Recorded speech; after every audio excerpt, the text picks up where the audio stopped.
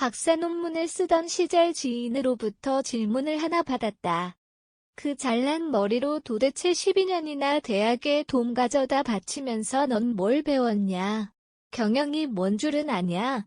아마도 내게 뭔가 신기가 꼬여 시비를 거는 것이기도 하겠지만 그래도 50명의 직원을 두고 기업을 운영하는 기업체의 대표가 하는 말이었다.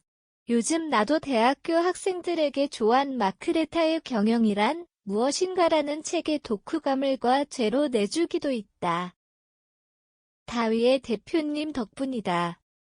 사실 경영이 무엇이냐는 질문을 받고 배알이 꼬여서 12조로 질문을 한 사람에게 이론적인 설명을 저명한 경영학자의 말을 전한다는 것이 의미 있을 것 같지 않았다. 그런데 가만히 생각해보니 남들이 말하는 경영의 의미를 배우기는 했는데 학자마다 자신의 소신에 따라 다르게 정의되고 있는 것 또한 사실이다. 경영학 박사 논문을 쓰는 나에게 그 질문은 그동안의 공부를 한순간에 쓸모없는 짓으로 느끼게 해주었다. 내 스스로 경영의 정의조차 내리지 못하고 있었구나. 남의 말만 찰떡같이 믿고 있었구나 하는 생각이 참으로 부끄럽게 만들었다. 나의 경영학 공부는 아마 그때부터 다시 시작하게 되었다. 12년 동안 넌 경영학을 공부하고 연구하면서 무엇을 얻었는가?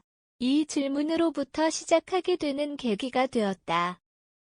일단 경영학은 학문인가? 경영학은 학문의 토대라기보다는 세상에 이루어진 여러 학문을 목표에 맞추어 정렬하고 재편집하는 실전학이다. 경영학을 깎아내리려는 자들은 도둑놈들이라고 하기까지 하는 이유가 법학, 사회학, 인문학, 경제학, 물리학, 수학에 이르기까지 경영의 토대를 이루기 위해 사용한다. 경영학은 내 것이냐 남의 것이냐는 중요하지 않다. 세상을 위해 세상의 사람들을 위해 기여하기 위해 만든 논리와 학문이라면 세상에 실현시키기 위해서는 가리지 않고 사용한다. 경영학은 목표를 달성하기 위한 성공학이자 조직을 운영하기 위한 실전 비급서와 같은 실전 학문이다. 사람들은 이론과 실제는 다르다고 말하곤 한다. 하지만 경영학은 현실의 결과를 종합하고 정리하여 논리와 법칙화 이론화를 실행한다. 근데 왜 이론과 현실은 다른가? 다르지 않다. 단지 이론화 논리와 법칙화를 한 시기에 사회현상과 시대상과 분리되어 있기 때문에 그리 보일 뿐이다. 이론이 정리가 되고 정립이 되면 그 이론이 만들어진 사회적인 구조와 시장의 상황까지도 함께 이론 속에 녹여야지만 정형화하는 과정에서 이를 일반화하게 된다. 그럼 학자들이 현실과 조건을 모두 알아야 하는데 학자는 작자들에게 의존하고 경영자는 경려자들에게 의존하다 보니 이론과 현실이 점점 멀어지게 된 것이다. 하지만 현장에게 경영을 하다 보면 결국에는 이론에 정리된 내용을 그저 사신의 언어로 변형할 뿐 그 이론과 놀랄도록 일치하게 수렴을 그려나가는 것을 어렵지 않게 확인할 수 있다. 다시 경영이 무엇이냐는 질문으로 돌아오면 간단히 정의를 내릴 수 있다. 경영은 목표가 설정되어야지만 내 미를 까준다. 그래서 경영은 목표를 설정하면 이를 통해 현실 속의 결과를 예측할 수 있게 되고 예측된 결과는 구체적인 수단과 방법을 찾을 수 있게 해준다.